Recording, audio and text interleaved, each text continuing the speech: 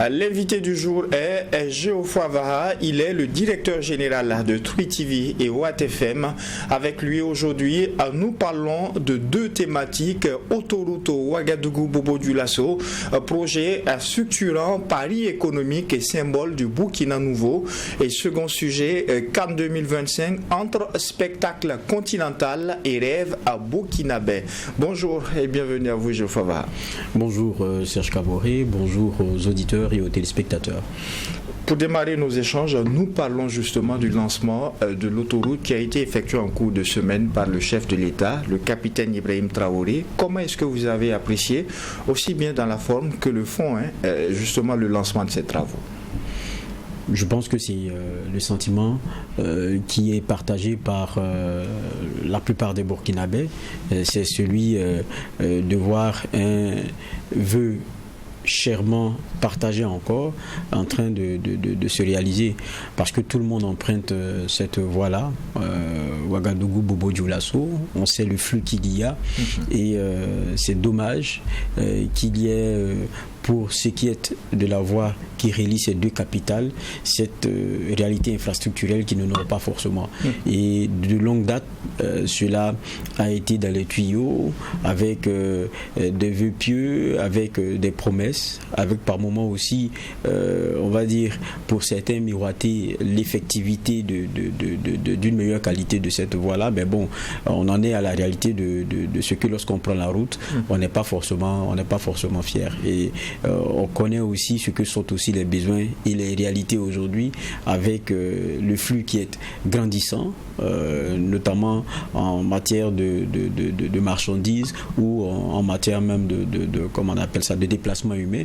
Donc ça exige forcément une offre qui soit arrimée à ces réalités nouvelles-là. Et donc c'est un élément que les Burkinabés attendaient depuis longtemps. Et le lancement, pour moi, c'est quelque chose de concret. Maintenant, il y a l'audace qu'on a aujourd'hui, avec la réalité de ce qu'on n'est pas seulement que dans les vœux pieux ou quelquefois dans les promesses qui tardent à avoir leur effectivité. On l'a vu aussi avec, il n'y a pas longtemps, SN Brafasso, le président qui enjoue à ce que très rapidement cela soit remis sur pied. Et puis un peu plus d'un an après, on a eu l'inauguration. Et aujourd'hui, les Burkinabés sont heureux d'avoir cette offre nationale-là et concrète, avec quoi qu'on dise aussi, une entreprise dont on a connu les débats et les différentes péripéties. Mais ça a été réveillé parce qu'il y a eu une volonté politique affirmée, c'est ce qui était d'ailleurs précisé. Aujourd'hui, on est sur le cas de cette voie-là, et quand on voit ce lancement, on attend de voir ce que ça va donner. Mais je pense qu'il y a eu tellement d'exemples assez récemment que le Burkinabé aujourd'hui, dès qu'il voit ce type d'acte en termes déjà de lancement, se dit on a déjà commencer à voir le bout du tunnel, parce que ça va se faire assez rapidement. Et entendant même aussi les injonctions qui sont celles du président, qui parle de célérité dans le travail à mener et l'obligation de mobiliser les ressources, on sent qu'il y a une volonté claire qui est en train de s'afficher. Alors, vous le dites si bien, c'est un projet qui était très attendu par les Burkinabés. Il y a plusieurs années de cela, quand on parlait du traité d'amitié et de coopération avec la Côte d'Ivoire, les Burkinabés nourrissaient de voir l'autoroute traverser Ouagadougou et Bobo-Dioulasso pour se retrouver en terre ivoirienne. Mais il a fallu attendre finalement avec 2025 pour qu'on voit les débuts. Quelle est la genèse justement quand on parle d'autoroute Ouagadougou-Bobo-Dioulasso? Bon, c'est vrai que vous avez parlé du TAC, traité d'amitié et de coopération entre le Burkina Faso et la Côte d'Ivoire, lequel TAC a été signé en 2008, il faut le rappeler. Je pense qu'il est bien ici, entre l'ancien président Blaise Compaoré et l'ancien président ivoirien Laurent Gbagbo. Je pense que c'est en 2001 que la question de cette autoroute-là, de ce corridor, comme on disait, Abidjan-Ouagadougou, c'est vraiment dessiné. Je pense que c'est en son point 5 même, notamment de ce traité d'amitié et de coopération là. Et il y a une ambition forcément derrière, parce qu'on connaît les flux qui sont importants de ces deux pays là, et donc il y a eu entrevu le caractère important, en tout cas, d'avoir ce vaste communicant infrastructurel routier qui soit très fort. Étant entendu qu'il y avait aussi un autre axe qui était celui ferroviaire. Ça aussi, on en parlera. Donc, il y a la question de cet axe routier-là qui était, en tout cas, au point des discussions à chaque fois qu'il y avait ces rencontres-là, traité d'amitié, de coopération entre le Burkina et la Côte d'Ivoire. Maintenant, cet axe aussi a connu, quoi qu'on dise aussi, on va dire aussi des évolutions un peu controversées, étant entendu que cela était tributaire aussi des relations qu'il y avait entre les deux présidents, selon que ils étaient en odeur de sainteté ou qu'ils étaient en amitié. Et ça aussi, ça a forcément fait que les projets qui étaient concernés en ont parti. Mais il y a aussi la réalité de ce que, quand on regarde, il y avait la forme volonté en tout cas de pouvoir avancer sur ce chapitre-là, et il y avait les travaux, d'abord les études préliminaires qui avaient été lancées. Après, on a parlé aussi, quand on parle des études, c'est des études techniques, économiques, d'impact environnemental et social, et ça a pris le temps que cela a pris, mais on avait aussi, quoi qu'on dise, quand on prend sur ce axe-là, une double vitesse. C'est d'une partie ivoirienne qui avançait un peu plus rapidement, et puis une partie burkinabé qui, elle, était un peu en souffrance. Parce que derrière aussi, il y a la question du financement qui posait problème, parce que chacune des parties aussi cherchait son financement. Mais quand on regarde aussi au fond, il ne faudrait pas aussi éluder le fait qu'il y avait, je le disais tout à l'heure, un autre aspect, c'est celui ferroviaire, qui prenait un peu sur le pas. La preuve, quand on parle par exemple du point 5, ce corridor-là, je parle de la question autoroute, vous regardez par exemple les conclusions de la rencontre de 2013, alors les 2 ans par exemple après le lancement de 2011 pour ce qui est de ce corridor, vous voyez que très rapidement, sur la question de l'autoroute, on parle d'avancement des études qui sont satisfaisantes, étant entendu que derrière il y a l'UMOA et puis je pense à la Banque africaine de développement. Mais il y a un autre point concernant par exemple la partie ferroviaire où très vite, lorsqu'on a ce sommet de haut niveau des chefs d'État, au niveau du TAC là, il y a par exemple Timis et puis Bolloré qui sont reçus sur la question de construction et rénovation de l'axe ferroviaire qui devrait aller jusqu'à, je pense, Tambao.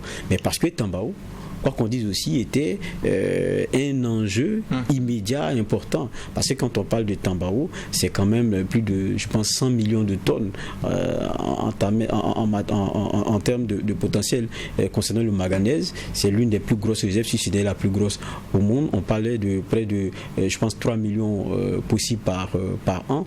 Et l'exploitation devait se faire depuis Abidjan. Donc vous comprenez que pour le moment le plus important, je pense que c'était ça. Mais après, Tambao aussi en 2014 a connu ces déboires qu'on connaissait sur le plan juridique et tout. Donc je pense qu'il y a cet élément-là qui a fait que la question de ce taxe, celui routier, en a parti parce que les intérêts, d'un point de vue froid, quand on regarde, étaient beaucoup plus sur comment on appelle cet aspect ferroviaire-là, qui pour beaucoup donc devrait donner très vite des retombées. Mais sur l'autre partie routière, je pense que c'était un peu plus compliqué. Mais chacune des parties travaillait en tout cas, et j'ai dit encore la partie ivoirienne très vite, elle a pu d'abord Ouagadougou, Yamoussoukro, ça s'est fait très vite, Yamoussoukro jusqu'à la frontière burkinabé, c'est allé aussi crescendo.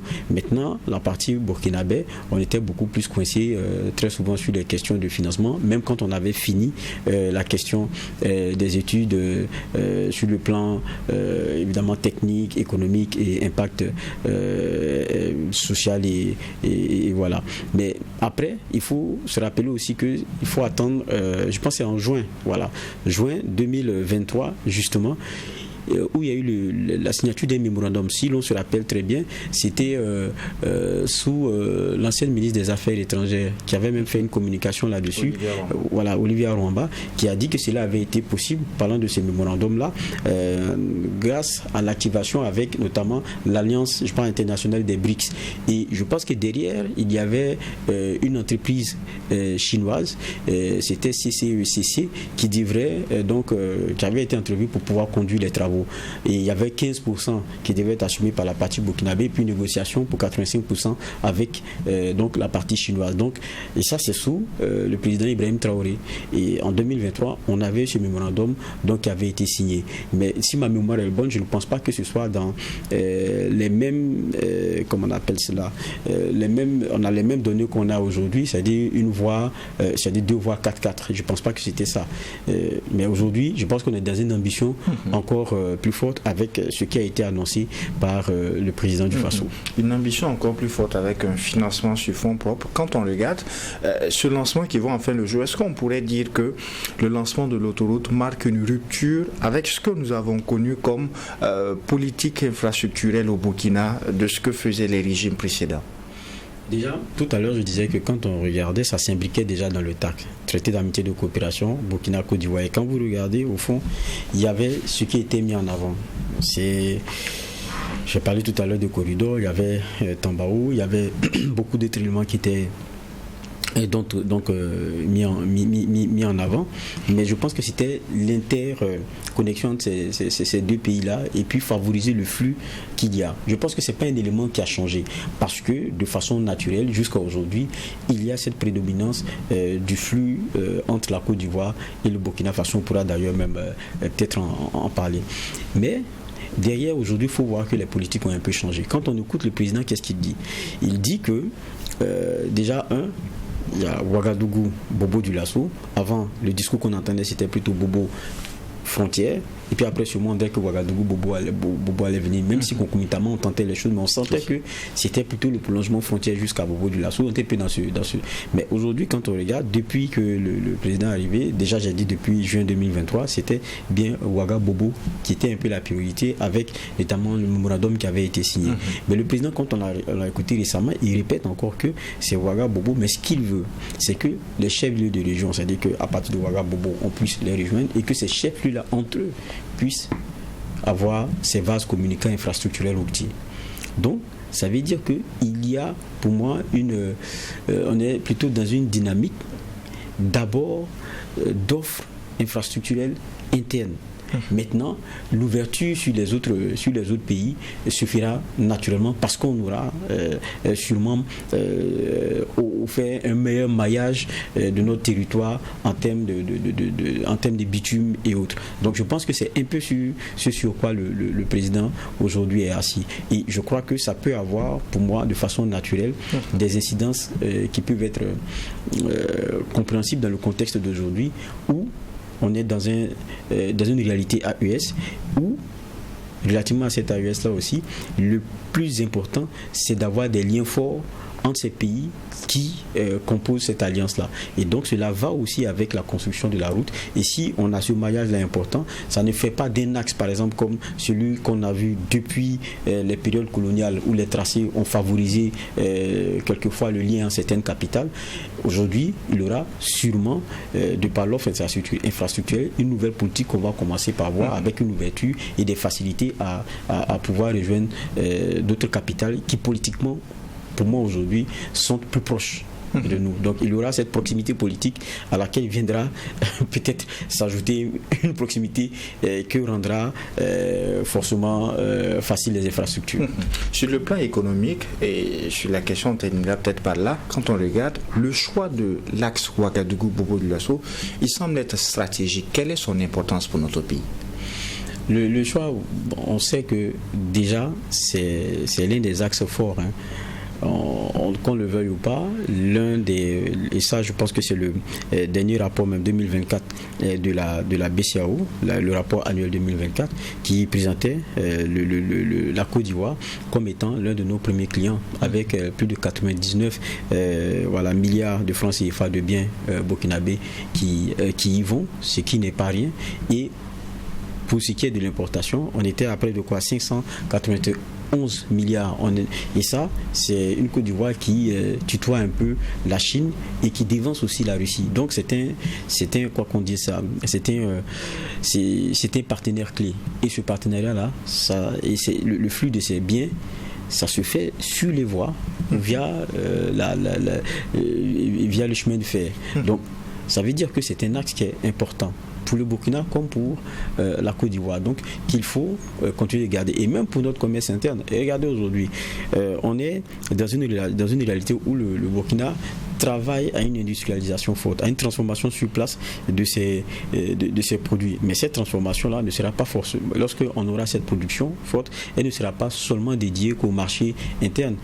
Il va falloir l'exporter et là vous partez vers des partenaires naturels et les routes sont un important moyen à la fois pour l'approvisionnement en intrants, l'approvisionnement, parce que quoi qu'on dise, la production demande la consommation intermédiaire, il faut des voies pour pouvoir l'amener, les moyens de production et tout, et même quand vous avez fini de produire, il faut trouver les débouchés, cela se fait souvent aussi par la route, donc c'est un élément très important déjà d'acheminement au plan interne des productions que nous aurons et évidemment de permettre la mobilité des moyens sur notre sol national. C'est comme ça que les économies se développent et ça c'est le minimum.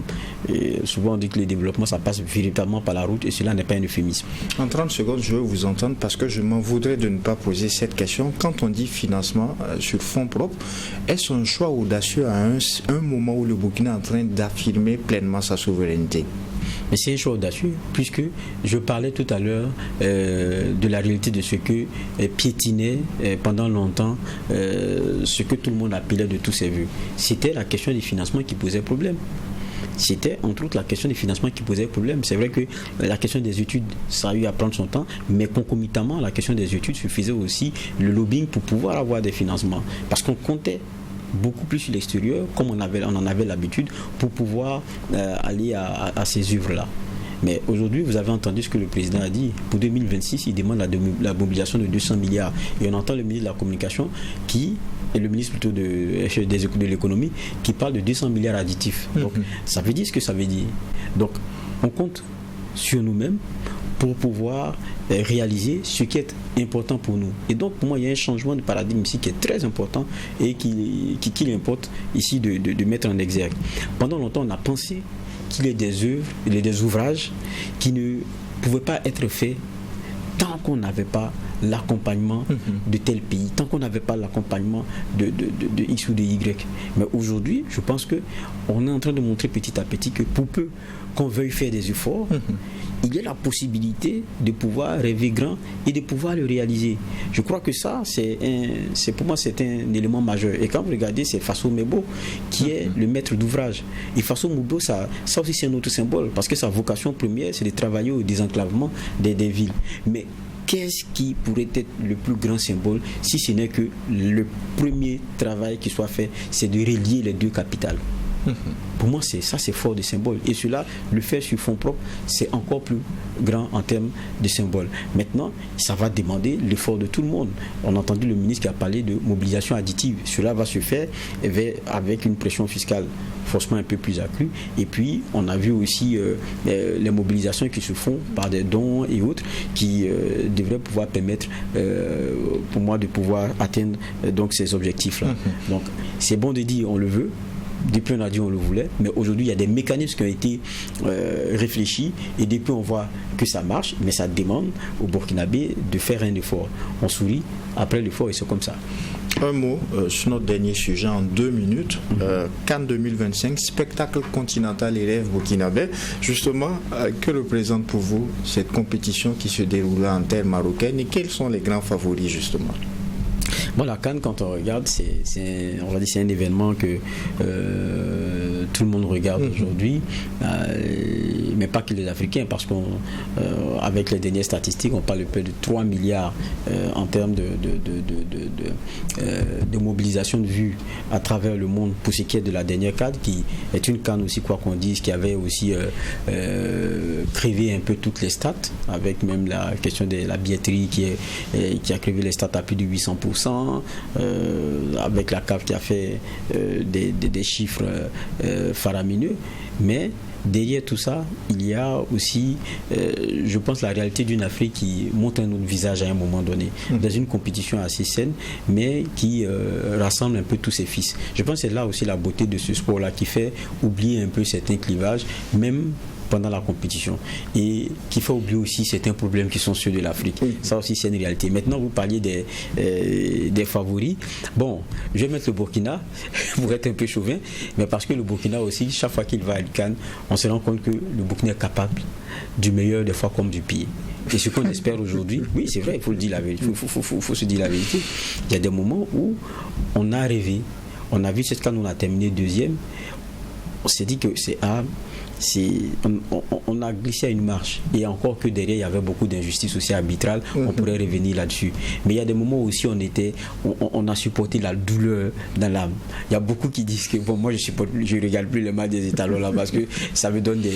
Non, je veux dire que c'est ça aussi la réalité. Mais ce qu'on espère, c'est que ce groupe-là qui petit à petit aussi a gagné en maturité arrivera en tout cas à nous faire rêver, c'est ce qu'on pourrait attendre. Mais il y a d'autres pour être aussi réaliste, il y a d'autres favoris. Il y a celui qui organise même le Maroc, qui est donc sur ces installations. On sait comment ils accueillent, et très souvent, suivez mon regard, et c'est difficile souvent de les battre sur leur propre terrain, parce qu'on sait un peu tout ce qu'ils mettent dans le stade autour pour pouvoir aller à ces victoires-là. Et puis, donc, ils vont évoluer dans un confort. Il y a le Sénégal aussi, qui au fil du temps nous a toujours montré aussi sa constance, avec le rafraîchissement de ces comment on appelle ça, de ces joueurs, mais qui garde toujours aussi ceux expérimentés comme Sadio Mané, qui continue aussi et qui continue d'être efficace. Et donc, il faut regarder vers ce Sénégal là. Il y a l'Égypte qui est l'équipe la plus capée quand on parle de cette coupe là, donc qui ne vient jamais sans ses armes. Il y a la Côte d'Ivoire qui, quoi qu'on dise aussi, est un champion sortant mais très fragile quand on regarde son parcours récent, donc un peu incertain. Est-ce que cela va donner? Et j'ai dit encore, il y a le Burkina avec lequel il faut compter, parce qu'à chaque CAN on le voit aujourd'hui, il y a plus d'assurance, il y a la facilité quand même à sortir des matchs de poule. Maintenant, après, il faut pouvoir gérer les émotions, il faut bien se préparer. Maintenant, derrière, il y a aussi la réalité de ce que cette CAN-là, il n'y a pas eu assez de temps pour ce qui est des sélectionneurs pour avoir les joueurs et se préparer. Ça a été fortement critiqué, puisque quoi qu'on dise, il y a eu cette pression des clubs européens et autres où évoluent la plupart de nos joueurs, qui ont attendu jusqu'au 15 par là pour pouvoir libérer ces joueurs-là. Donc ça, est-ce que ça aura un impact sur ce grand rendez-vous? Je pense que c'est d'abord un honneur fort pour la plupart de ces joueurs-là de venir défendre leur maillot, et j'espère qu'on aura donc des matchs de belle facture et une compétition qui va nous faire rêver et nous mobiliser encore, et que le Burkina pourra aller très loin. En tout cas, le rêve burkinabé est bien présent et nous comptons à cette CAN, pourquoi pas la remporter. Merci à vous, Geoffroy Vahar, pour ces clés de lecture, et merci aussi à vous, auditeurs et téléspectateurs. C'est donc tout pour ce numéro du DEJ Matinal Info, et en attendant de vous retrouver Dieu voulant lundi pour un prochain numéro, non seulement portez-vous bien, bonne fête du sport avec la CAN, et surtout que Dieu bénisse le Burkina et nos étalons. Merci.